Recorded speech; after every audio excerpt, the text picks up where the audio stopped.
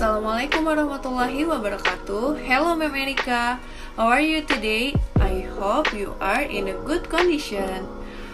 We are from Y4H. We will present about some topics in English syntax subject. Before we go to the topics, let us introduce our members. First, Miss Agustina Zega, Mr. Iqbal Saputra, Nurul Dwi Lestari, and the last one is Miss Weti Binar. Okay, we have 6 topics here. There are noun, verb, adverb, adjective, pronoun, and conjunction.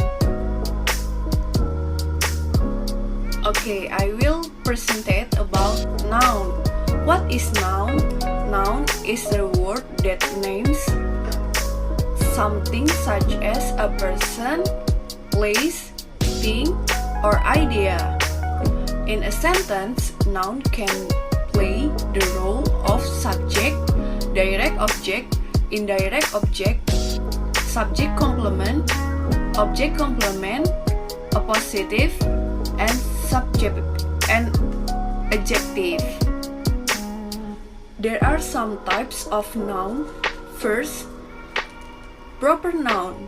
A proper noun is a specific name of a person, place, or things and is always capitalized. Example, does Tina have much homework to do this evening? And next, there is common noun. A common noun is the generic name of an item in a class or group, and it's not capitalized unless appearing at the beginning of a sentence or in a title. Example, the girl crossed the river. And then there are nouns as a subject. Example, Maria is happy.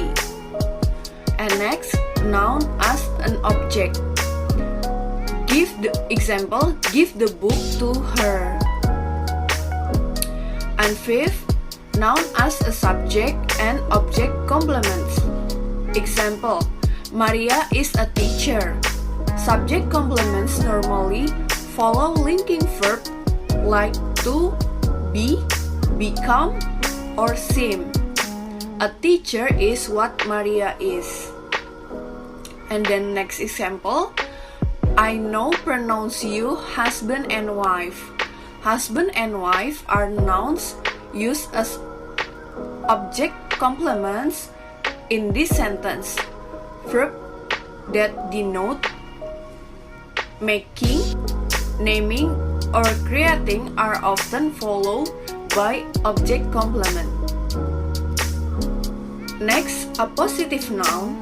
An appositive noun is a noun that immediately follow another noun in order to further define to identify it. Example, my brother Michael is 6 years old.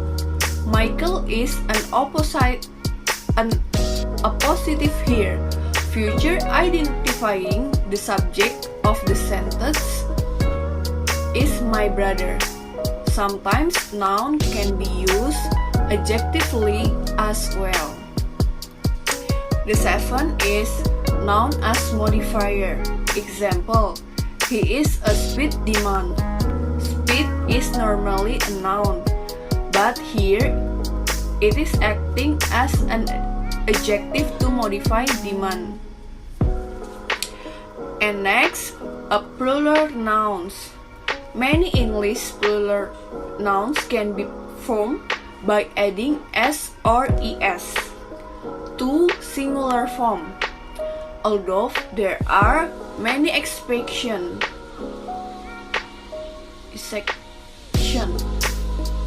Although there are many exceptions. Example, cat, cats, tax, taxes, house, houses. And next, countable nouns. Countable nouns can be used with a or an, the, some, any, a few, and many. Example, here are a few cats.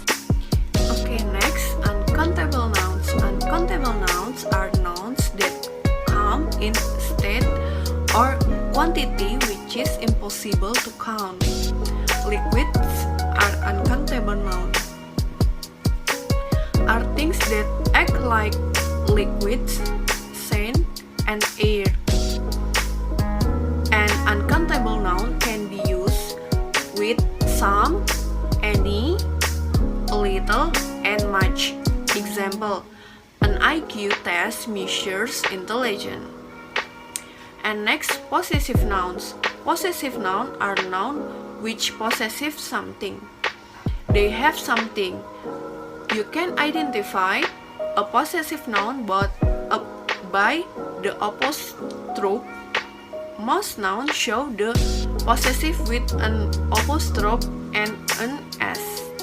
Example, the cat toys is example, the cat toys was missing. And the last one is collective noun. A collective noun denotes a group or collection of people or things. Example, that pack of flies is graceful.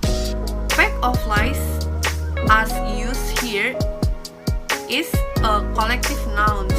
Collective noun take a singular verb as if they are one entity, in case the singular verb is. And the last example, a pride of lions roam the savannah. A pride of lions is also a collective noun. Okay, the next topics will presented by Miss Agustina Zega. Thank you. Thank you, Mbak Nurul. Hello everyone, I'm Agustina Zega. Now it's time for me to explain about the next topic. So here I'm going to present the topics, first verb and second adverb. So let's discuss the first topic, verb. What do you think? What is verb? So verb is a word or combination of words that indicates action or a state of being conditioned. So the verb tells us what the subject performs. Because friends, the verb is the heart of English sentence. So here, before we jump about the types of the verb and then the basic of verb, I'm going to tell you that there are some examples of verb. So like this, Jacob walks in the morning. So we can call this a usual action. And then Mike is going to school. We can call this a condition of action. And then Albert doesn't like to work. So what do you think? Yes, that's a negative action, just like that. So now, let's move to the basic form of the verbs. Now, look at your screen. So there are 6 basic form of the verbs. The first is base form. The second is infinitive. And third, past tense. Fourth, past participle. Fifth, present participle. And the last, gerund. Our group has found some types of verb, but maybe you can find another types of verb and another search is okay. Okay, so let's discuss for the first, main or base verb. So this verb is form of a verb where it has no ending like ing, ed, or en. Okay, so it also called the root of verb since it is the very root from the verb. So just let's say, so the main or base verb is like the verb 1. Yeah, sometimes we call that verb 1. So we cannot add ing, ed, or en. So look at the example. I go to school every day. So what is the verb here? Yes, go. And then the second, you run a mile every morning. And then the verb is run. And then do your homework. Do your homework. Yes, you are right. Do. Okay, now the second type of verb is regular or weak verbs. This verb end with T or D. Okay, so because in their past indefinite and past participle form called weak verb. Okay, the example like Rehan plays cricket, and then the second, Tem call out my name. Okay, so first we can add another letter after the verb 1. The third is irregular or strong verb. Okay, so the strong verb are those in which the vowels in the verb stem change from I to to A. Okay, so in the present indefinite to past participle form of verbs. So we can see the example here. I hardly ever drink enough water in a day. And then for the second, she drove all the way back. Okay, next is transitive verb.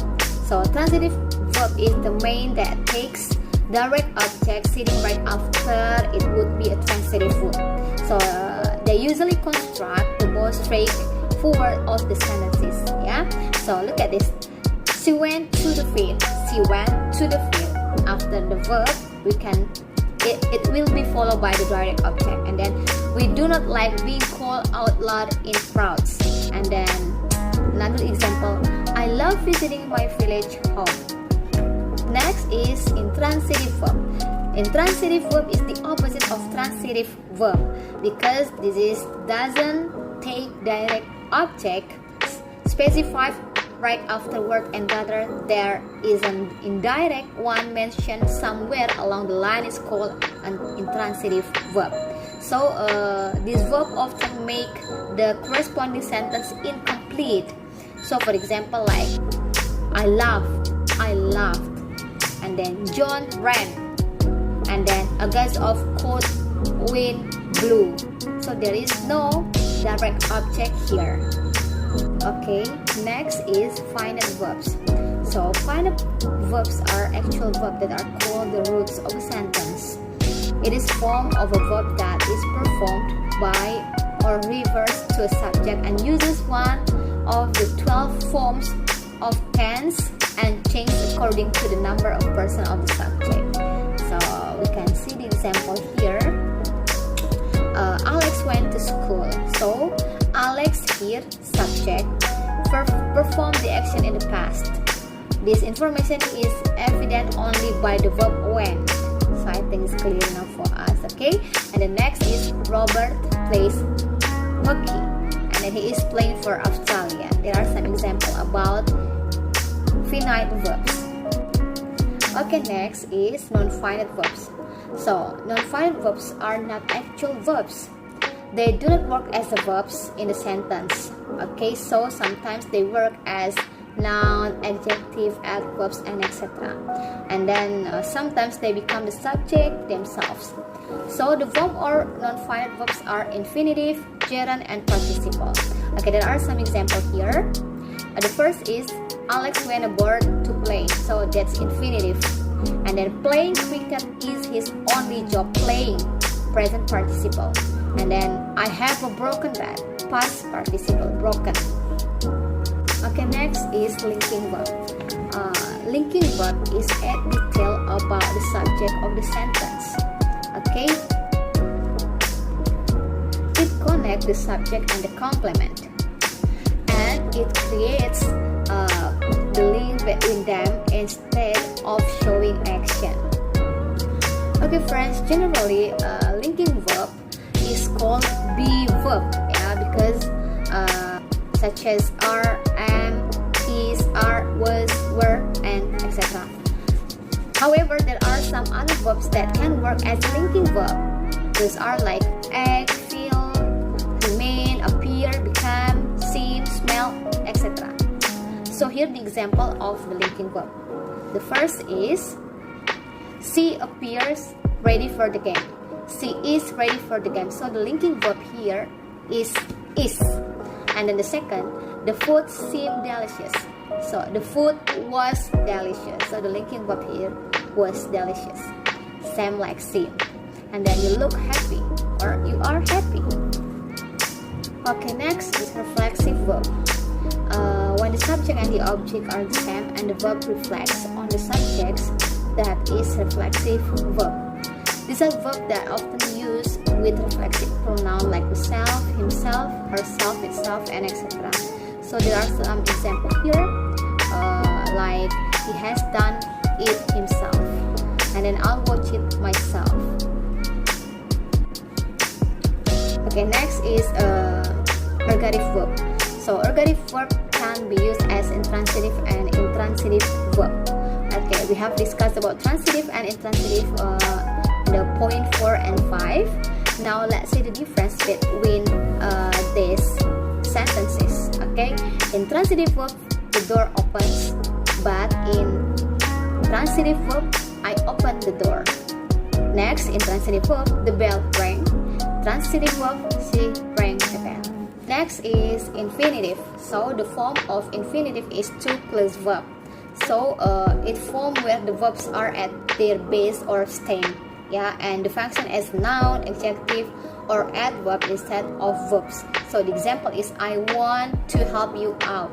To help, infinitive and verb 1. And then are you trying to go there? Are you trying to go there?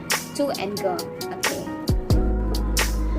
Active verb. We use active verb to express an action performed by the subject of the sentence. So here the example, there are 3 examples here. The first is you are running too slow.